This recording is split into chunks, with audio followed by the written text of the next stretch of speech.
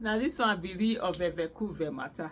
It seems as if all the spokespeople of Tinubu, of Mr. Tinubu, have been deployed to go after Mr. Peter Obi and then just keep attacking him. This time is Daniel Bwala, Daniel Bwala, Daniel Bwala. Daniel Bwala is there, attacking Mr. Peter Obi. And I look at Daniel Bwala and I'm thinking, wow. So they could actually hire you, deploy you, and tell you start doing this. I saw this person. I don't know who that one was. Dare, that former Minister of Information, that is some special assistant. I think Sunday Dare or something like that. That's his name. Also I can't remember who he was attacking. I think he was attacking Obasanjo, and I'm like, wow, these people will actually go home. They say they are men, head of houses, head of homes. Okay, now. And they are here doing these dirty jobs for a fellow man like them. Oh, wow. And then, so Daniel Bwala says, ignorant Peter Obi busy buying and selling when Tinubu was fighting for democracy, says Bwala. And he said, does he even know the meaning of democracy? When people were fighting for democracy, Gregory was buying and selling. Hey, at least it's better to be buying and selling than to be licking somebody's behind and be collecting all the SHIT just this must be paid. Hey, may our integrity no, may our bills not be more than our integrity. Tinubu's media aide, Daniel Bwala, has berated Peter Obi, former Anambra's governor, as an ignorant and failed politician who was busy buying and selling at a time when Bola Tinubu and others were fighting for democracy in Nigeria. In a tweet on Tuesday, Mr. Bwala lashed out at Mr. Obi for claiming that democracy had collapsed under the incumbent president, illegitimate president rather. It is funny how failed politicians are trying to redefine democracy. As Peter Obi said democracy has collapsed, Mr. Bwala said, does he even know the meaning of democracy? When people were fighting for democracy, Gregory was buying and selling. Tinubu's aide further berated Mr. Obi for instigating hate speech and vitriol against Mr. Tinubu. Mr. Bwala claimed that the former Anambra governor and the president's nemesis, illegitimate president more like, doesn't have a history of any democratic activism from his school days to date. His expertise lies in instigating hate speech and vitriol. That's what Daniel Bwala is saying. If you look at where we are today, it's like the PDP started in 1999, laid the foundation. Some people came and took it to decking, and some people were trying to take it to the first floor when some people came and knocked everything down, said the major opposition figure. And that's Peter Obi said that on Monday in Abuja while speaking at the colloquium to mark the 60th birthday of former Governor Emeka Ihedioha. That is the situation we are now. Everything has been knocked down and nothing works, Mr. Peter Obi had said.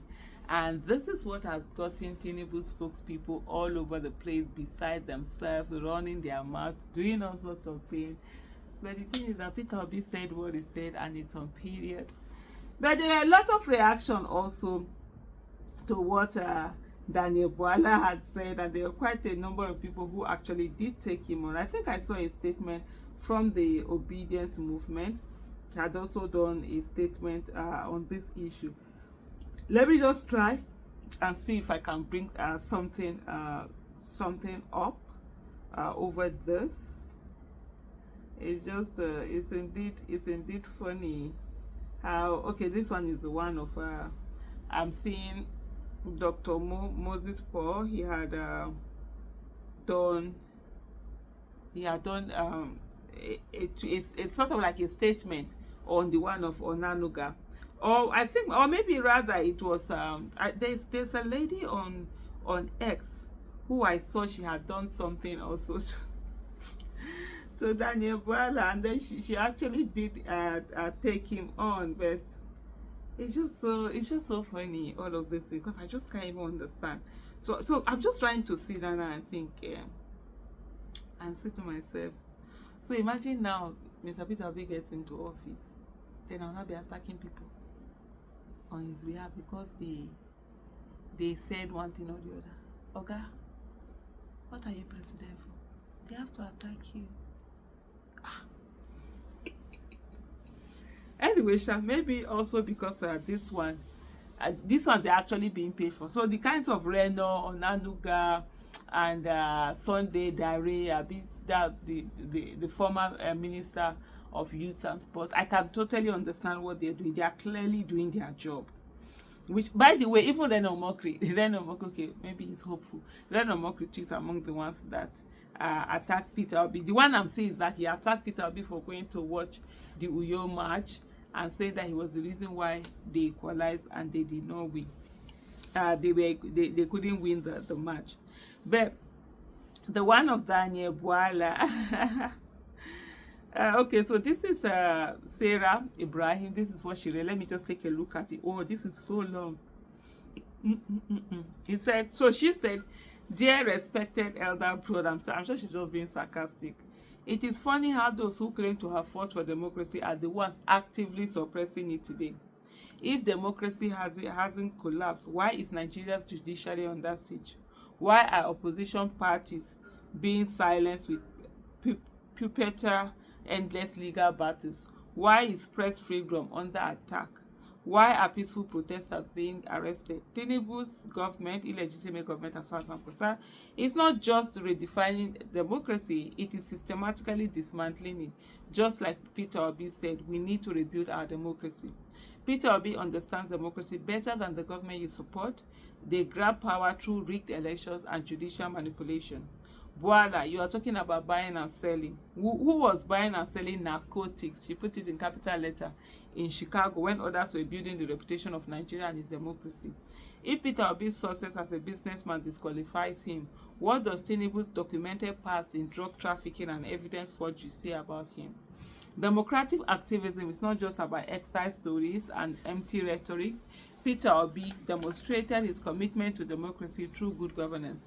He didn't loot Anambra State or request monthly billions as stipends after his tenure. He didn't use talks to silence opposition. Meanwhile, Tinubu's brand of democracy is nepotism, cronyism, underbridge tokenism, and political violence.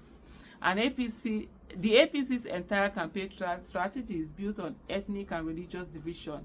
Where is the democracy? Who spread the Emiloko entitlement rhetoric? Who used MC Oluomo's talks to attack voters in Lagos? If you want to talk about hate speech, look no further than your own cap, Mr. Bwala. When Tinubu was distributing narcotic democracy, Peter Obi was legally running several businesses that has continuously increased the GNP and GDP of Nigeria. If Tinubu truly fought for democracy, we will see its impact in Nigeria today. Instead, we are witnessing media crackdowns, journalist suppression, judicial compromise, economic collapse, state capture, and brutal suppression of opposition. Tinubu can never be in the democratic class of Peter Obi. He should sit down and take notes from Peter Obi. And this is Sarah Ibrahim doing this. And I'm going to end it here. Thank you so much for watching. Bye.